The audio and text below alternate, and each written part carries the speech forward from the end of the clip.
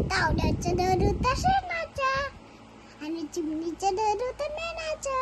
मग एक दिवशी तिथं रो पाऊस आला आणि तावड्याचं दर गेलं वाहून.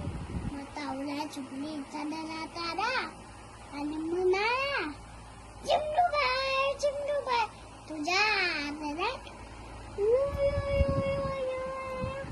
नतो रे बाबा, नतो रे बाबा, मी माझ्या भावाला तो दाते, मी माझ्या भावाला तो दाते.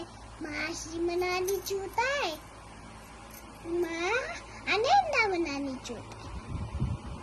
अनेकदा तावडा म्हणाला, चिमणूबाई तुझ्या घरात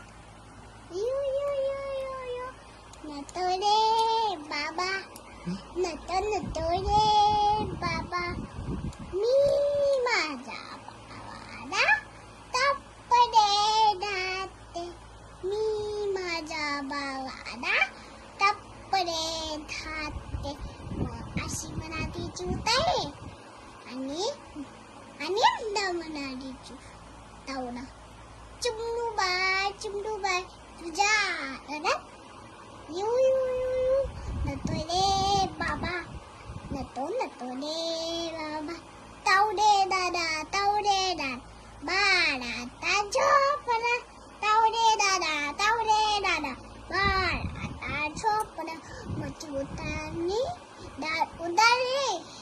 मग तावडा घरात आला. मग चुलीवर चिवतानी खानखान खिचडी बनवून ठेवणारी. हळू खिचडी तावडा खायचा, तिची दांडच भाजली.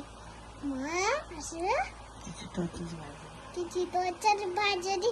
मग तावडा उडून गेला.